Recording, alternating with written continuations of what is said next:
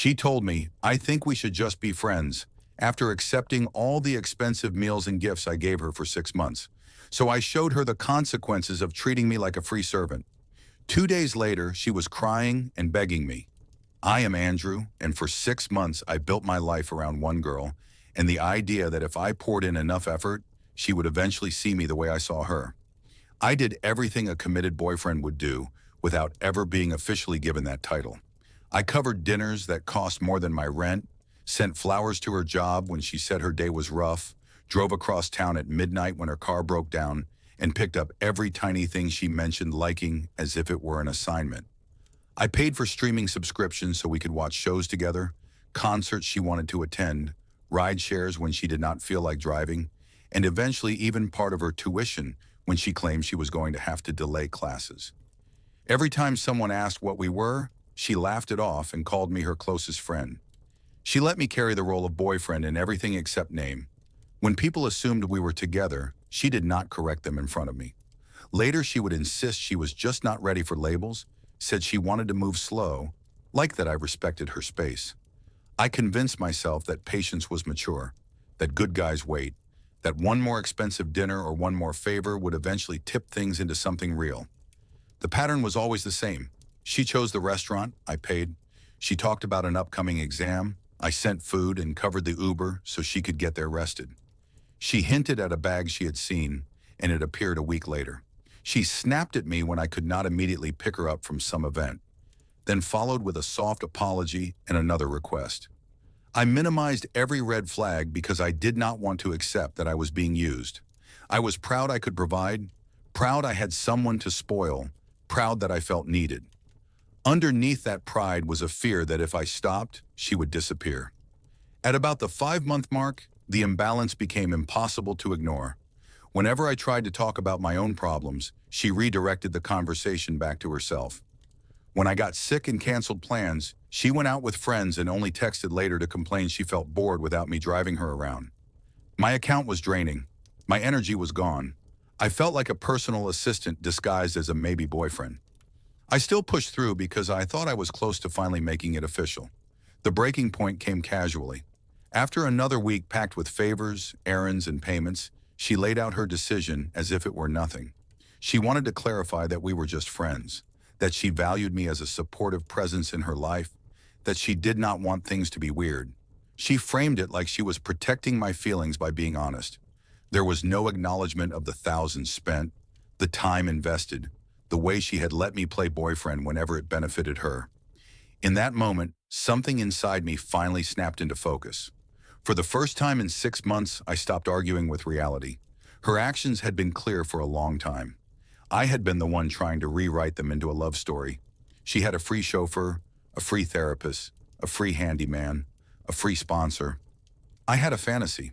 She thought she could keep everything she liked about the situation while stripping away the only thing I had been working toward. She wanted the service without the responsibility, the benefits without the commitment. I did not yell. I did not plead. I did not try to negotiate my way into a role she clearly never intended to give me. I simply stepped back. The first thing I did was stop spending. No more dinners, no more surprise deliveries, no more ride shares or late-night drives across the city. I paused the tuition help I had offered and redirected that money back into my own account. I answered messages later instead of instantly. I stopped rearranging my schedule to match hers. In those first 48 hours of silence, I watched something interesting happen. The version of me she had known, the always available problem solver, suddenly went offline. Her messages shifted quickly from casual updates to small complaints, then to subtle tests.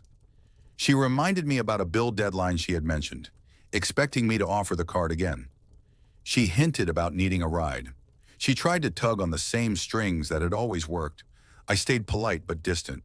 No arguments, no explanations, just removed access.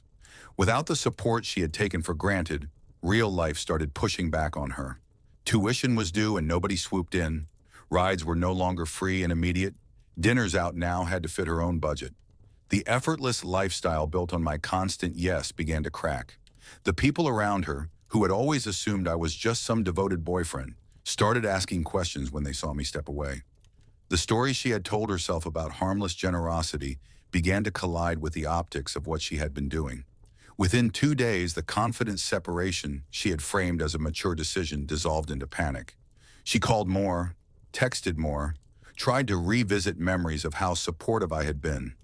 She moved from casual check-ins to emotional appeals. She wanted to talk, to explain, to revisit things. She framed it as if she had simply been confused, as if losing my help had suddenly awakened some hidden affection. The timing made the truth obvious. What she really missed was not me as a person, but the comfort, the safety net, the guaranteed provider. I listened once, calmly, and realized how far I had drifted from the person I wanted to be during those 6 months. I had let my self-worth hinge on whether someone who did not want me as a partner might eventually change her mind. I had paid for proximity and called it love. I had trained her, unintentionally, to see my kindness as an endless resource. She had trained herself to believe there were no consequences for treating people like tools, only benefits. When that system finally collapsed, both of us had to face what we had built. Instead of stepping back into the role, I kept my distance. I did not seek revenge. I did not try to destroy her socially or expose her to mutual friends. The consequences were already in motion without any extra effort. People notice when someone drains another person for months and then pretends the relationship was nothing more than casual friendship. I did not need to narrate it, I only needed to stop participating. In that space, I started rebuilding. I looked back at the statements on my bank app and saw the numbers without the delusion. I thought about the nights I had driven across town exhausted just to keep her happy. I remembered how small I felt every time she dodged a serious conversation. That catalog of moments no longer broke me. It educated me. I made a decision that my support, my money, my time, and my emotional labor would never again be handed over without genuine reciprocity. I focused on my own life. I went back to the gym consistently, not as a project to impress anyone, but to reclaim my routine. I spent evenings with friends I had sidelined. I caught up on sleep. I started dating again slowly and carefully, paying attention to whether interest was mutual from the start instead of trying to purchase my way into someone's heart. In time, I met someone who matched effort for effort. She asked about my day first. She offered to pay her share. She did not treat my kindness as baseline obligation, but as something to appreciate in return. Looking backward, those 6 months became a very expensive class on boundaries, manipulation, and self-respect. I learned that intimacy can be performed, affection can be weaponized, and gratitude can be faked when there is a steady stream of benefits attached. I also learned that I had participated in my own exploitation by ignoring every sign that I was not being chosen, only used.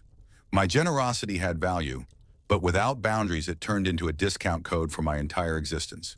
To any guy listening who sees his own reflection in this story, the lesson is simple and harsh. If someone repeatedly benefits from your effort while dodging clarity, they are telling you exactly what role you play. Attention is not commitment. Consistent access to your wallet, your car, and your emotional support is not proof of mutual love. No one is going to step in and force that person to appreciate you. The only real shift happens when you close the tap and let them experience a world where your help is no longer automatic. Silence is not weakness when it is used to step away from people who treat you like a utility. Boundaries are not cruelty when they protect you from becoming a free servant in your own life. The day you stop begging to be seen and start acting like your time and energy are limited resources is the day manipulators either adjust or disappear. Both outcomes are a win.